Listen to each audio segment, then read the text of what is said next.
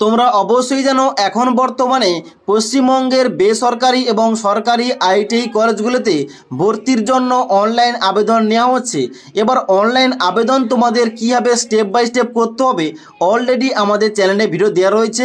তোমরা ওই ভিডিওগুলি না দেখে থাকলে নিচের লিঙ্ক থেকে সমস্ত ভিডিওগুলি চেক করতে পারো। এবার তোমরা যারা অনলাইন আবেদন করে ফেলেছো তোমাদের কিন্তু একটাই সমস্যা হচ্ছে কি, এখানে 3টি স্টেপ কমপ্লিট হওয়ার পর তোমাদের 4র্থ নম্বর স্টেপটা পেন্ডিং দেখাচ্ছে। তাই অবশ্যই তোমরা কমেন্ট করে জানাচ্ছ যে দাদা এখানে 4 নম্বর স্টেপটা কখন কমপ্লিট হবে, কয় দিনের মধ্যে কমপ্লিট হবে, এবং তার সঙ্গে সঙ্গে যদি কোনো কারণে বেশি দিন হয়ে যায় পেন্ডিং দেখাচ্ছে এখানে, তাহলে আমাদের এখন বর্তমানে কি করতে হবে, এর সলিউশন কি রয়েছে।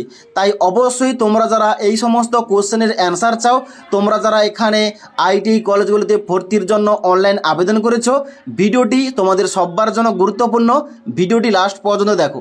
সবার প্রথম তোমাদের বলে রাখি, তোমরা যখন অনলাইন আবেদন করবে, অনলাইন আবেদন করার পর যখন তোমরা ফাইনালি ফর্মটা সাবমিট করবে, সাবমিট করার সঙ্গে সঙ্গে তোমাদের কিন্তু ড্যাশবোর্ডে এরকম দেখাবে।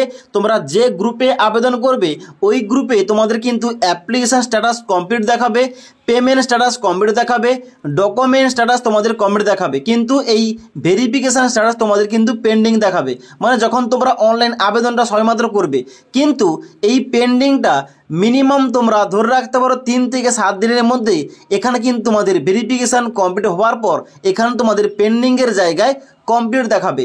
এবার অনেকের কিন্তু হয়েছে কি, এখানে 10 দিনের বেশি হয়ে গেছে কিন্তু এখনও পর্যন্ত এখানে কিন্তু পেন্ডিং রয়েছে, এখানে কমপ্লিট দেখাচ্ছে না। তাহলে এই পেন্ডিং থাকার কারণটা কি, তার সলিউশন কি রয়েছে দেখো। সবার প্রথম বলে দিয়ে পেন্ডিং থাকার কারণটা কি, এখানে কিন্তু পেন্ডিং থাকার অনেক কারণ হতে পারে। 1 নম্বর তোমাদের বলে দিই, যে কলেজে তোমাদের এই অ্যাপ্লিকেশান ফর্মটা ভেরিফিকেশান করা হবে সেই কলেজে কিন্তু অবশ্যই লেট হতে পারে, কারণ অনেক ক্যান্ডিডেট কিন্তু এখানে অ্যাপ্লিকেশান করেছে। তার জন্য কিন্তু অবশ্যই তোমাদের সিরিয়াল নম্বর এলে তোমাদের কিন্তু অবশ্যই ফর্মটা ভেরিফিকেশান করা হবে, এবং ভেরিফিকেশান করার সঙ্গে সঙ্গে তোমাদের কিন্তু এখানে পেন্ডিংয়ের জায়গায় কমপ্লিট দেখাবে। আর দ্বিতীয় কারণ থাকতে পারে কি, তোমাদের যদি এখানে অ্যাপ্লিকেশান ফর্মে কোন রকম ইনফরমেশান ভুলভাল হয়ে থাকে, তার সঙ্গে সঙ্গে তোমাদের ডকুমেন্টস যে আপলোড করেছো ওই ডকুমেন্টসের সঙ্গে অ্যাপ্লিকেশান ফর্মের যে ইনফরমেশান দিয়েছো ওইগুলো যদি ম্যাচ না হয়ে থাকে অবশ্যই তোমাদের এখানে কিন্তু পেন্ডিং দেখাতে পারে। তার সঙ্গে সঙ্গে অ্যাপ্লিকেশান ফর্মে কোন রকম ভুলভাল ডাটা দিয়ে থাকলে তোমাদের কিন্তু এখানে পেন্ডিং দেখাবে। তাই যে কোনো একটা কারণ কিন্তু হতে পারে।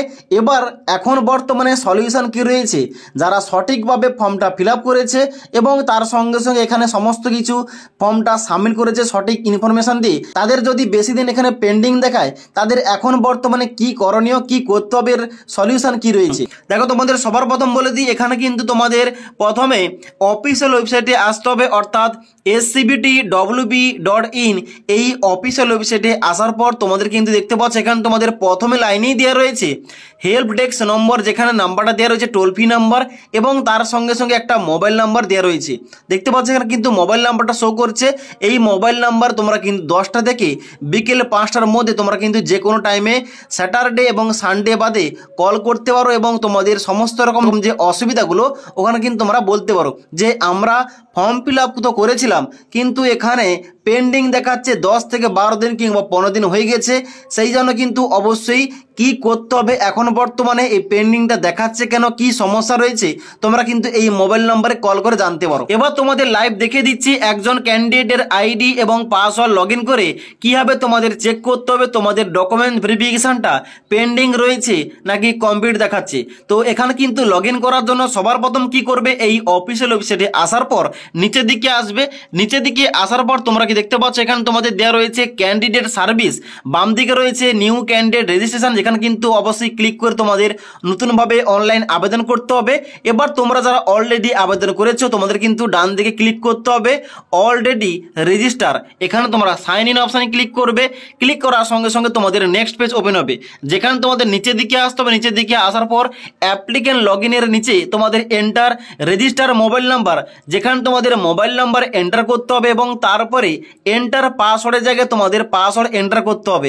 এবার এই পাসওয়ার্ডটা কি রয়েছে তোমাদের তোমাদের কিন্তু অবশ্যই ডেট অফ বার্থ রয়েছে, তোমাদের দিন মাস এবং সাল একসঙ্গে তোমরা কিন্তু কোনো স্পেস কিংবা হাইফেন না দিয়ে একসঙ্গে তোমরা এন্টার করবে। এন্টার করার পর নিচে ক্যাপচা কোডটা এন্টার করে লগ ইন অপশানে ক্লিক করবে। এবার লগ ইন অপশানে ক্লিক করার সঙ্গে সঙ্গে তোমাদের সামনে এরকম একটা ড্যাশবোর্ড ওপেন হবে, যেখানে তোমাদের প্রথমেই ছবি দেখাবে, ডান দিকে কিন্তু অবশ্যই তোমাদের নামটা শো করবে এবং তার নিচে আসার পর ভিউ নাও অপশানে ক্লিক করে কিন্তু তোমরা প্রোফাইলটা চেক করতে পারো।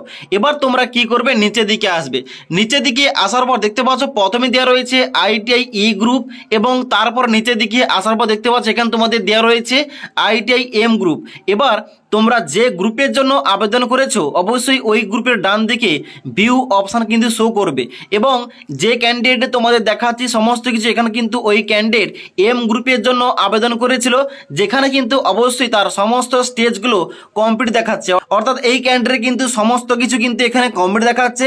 এখন বর্তমানে র্যাঙ্ক কার্ড পাবলিশ করা হলে এই ড্যাশবোর্ডে কিন্তু সে দেখতে পাবে। এবার যাদের এখানে ভেরিফিকেশন স্ট্যাটাস কমপ্লিটের জায়গায় পেন্ডিং দেখাচ্ছে অবশ্যই তোমরা কিন্তু খুবই শীঘ্রই যে নাম্বারটা তোমাদের বললাম ওই নাম্বারে কল করতে পারো, কিংবা তোমরা যারা সবেমাত্র ফর্ম ফিল আপ করেছো একটু ওয়েট করে যাও। মিনিমাম 7 দিন ওয়েট করার পর যদি কোনো কারণে পেন্ডিং দেখায়, কমপ্লিট না দেখায়, তাহলে কিন্তু অবশ্যই ওই নাম্বারে কল করে সমস্ত কিছু জানতে পারো। ওকে, তাছাড়া এখানে এইতে তোমাদের 4টি স্টেজ কমপ্লিট হওয়ার পর নেক্সট তোমাদের র্যাঙ্ক কার্ড পাবলিশ করা হবে। র্যাঙ্ক কার্ড পাবলিশ করা হলে এখানে তোমাদের কি হবে, র্যাঙ্ক কার্ড চেক করতে হবে। তার সঙ্গে সঙ্গে এখানে তোমরা কোথায় লগ ইন করে কীভাবে তোমরা র্যাঙ্ক কার্ডটা চেক করবে, এ টু জেড সমস্ত রকম ভিডিও আমাদের চ্যানেলে দেওয়া হবে। তাই অবশ্যই তোমরা যারা আইটিআই কলেজগুলিতে ভর্তির জন্য অনলাইন আবেদন করতে চাও কিংবা অলরেডি করে ফেলেছো, আমাদের চ্যানেলটি সাবস্ক্রাইব করে রাখো। পরবর্তীতে যখনই কোন রকম আপডেট আসবে এই সংক্রান্ত অবশ্যই আমাদের চ্যানেলে সমস্ত রকম ভিডিও প্রোভাইড করা হবে। ওকে, তাছাড়া আজকের এই ভিডিওটির আপডেট তোমাদের ভালো লেগে থাকলে একটি লাইক করে বন্ধুদের অবশ্যই ভিডিওটি শেয়ার করে দেবে।